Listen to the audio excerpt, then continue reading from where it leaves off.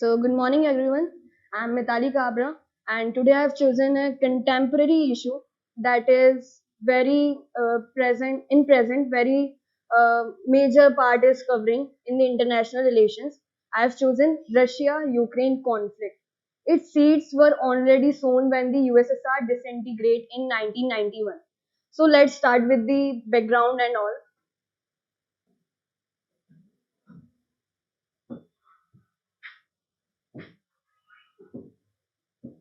Okay. So, मैं थोड़ा mapping के हिसाब से पहले समझाती हूँ. Okay. This is Ukraine and this is the eastern part of Ukraine. ये इधर रशिया आ जाएगा. इधर एक डॉनबास रीजन हो गया. ये आ गया Crimea. And here it is Kerch Strait.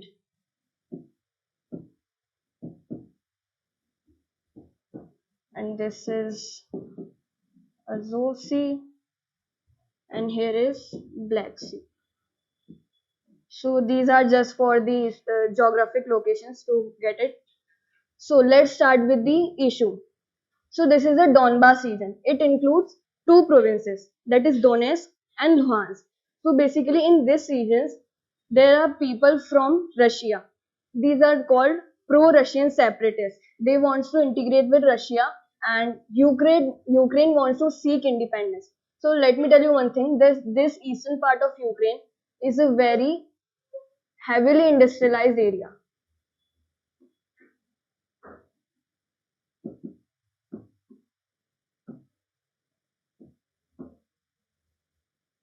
And here also origins of Russia lived. They want to integrate with Russia. So Crimea was already annexed by Russia in 2014. So that was all the basic points. So let's move with the next slide.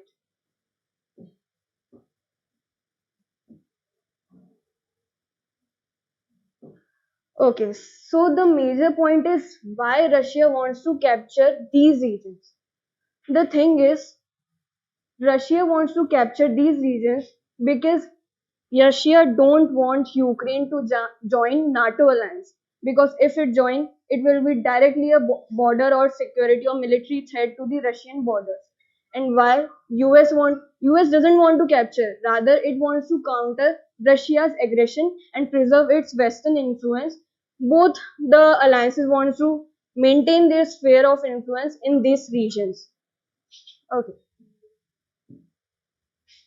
Hmm. So I've already I've already told you this point. And Ukraine wants to seek independence. This Crimea was annexed in 2014, and this is a new type of Cold War era. So this is a global power struggle between two powers, Western alliances and Eastern alliances. Major word we can use between democracy and authoritarianism. So yes, Donbas region conflict. These yes, Donetsk and Luhansk. So what is the impact of this conflict on the global world? We will learn that now. Okay.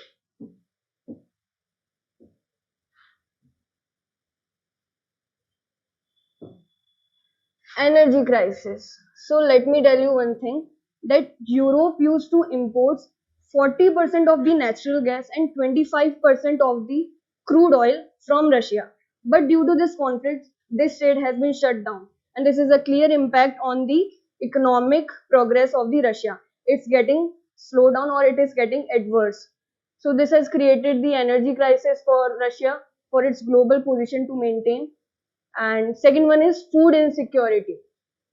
Ukraine and Russia together both known as the breadbasket of the world. I have mentioned some data here. 30% of the global wheat exports, 20% of corn, and 70 to 80% of sunflower oil has been produced or exported by these two regions. And because the regions like Central Asia and Africa used to import this all the products from these two countries, this has been created the food crisis for these regions because the trade has been shut down. And the obvious point is this: spending surge. both countries have to increase their spending budget on the defense mainly, because if war like situation happens, this will be the clear cut thing for these countries to maintain their strategic autonomy. Geopolitical alignment, basically from the historical analysis to the past, we have been seeing there is a growing division between Western alliances and Eastern alliances. Digital warfare, we can also write in our, this is a generic point, like cyber attacks and AI driven drone warfare. Now the most important part, how this conflict impacts and what are the implications of this conflict on India. So let's start with this. Energy security. जैसे कि मैंने बताया कि ये conflict बहुत ही ज़्यादा crucial है Russia की इकोनॉमी के लिए, because रशिया's economy is facing its fall down type economy, like this type of graph is it's showing. So to maintain its progress, what Russia is doing, Russia is exporting or selling its products, for example crude oil, on discounted prices to India, such to India, like it is selling discounted oil, and India has become the largest importer of crude oil from Russia. At least 30% of the crude oil is imported by India. Second one is geopolitical balance. India have to maintain its ties with both the alliances because of its strategic partnerships or its foreign policy. And second one is defense supply risk.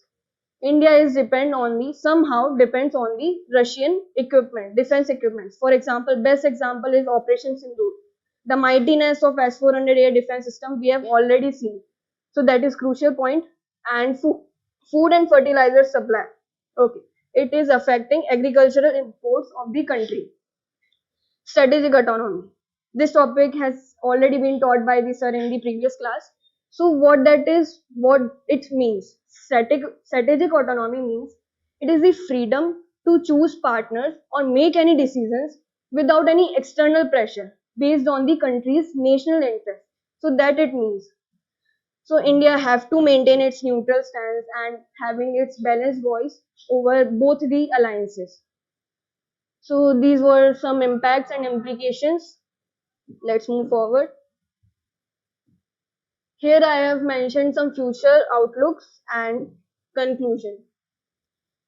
As I have already told you that this is a new type of Cold War era, or it is a frozen conflict. Peace talks has been stalled, but you all know that US has its shuttle diplomacy that is going on in its background. So here, India's role. India will have its balanced voice and mediator. Okay, India is playing as a mediator in the global world. It is not supporting any of the alliances clearly, but it is supporting in the background. So what it means, rather than being a debater, India is playing as a India is playing as a, what can anybody tell? Mediate. Yes, what that's exactly I have told. So if I get the chance to mediate or debate, it's in my point of view, I will being a mediator. Because if I will being a mediator, I will get the chance to listen both the parties, what their thoughts, what their understanding, and I will conclude myself that I can bring my own thought, I can make my own thought from this. What is the global lesson from this? There are three things. Military power, cyber capabilities, and diplomacy are some vital or most important roles that should be kept in mind by the all countries. And last and but not least, I mentioned some recent updates.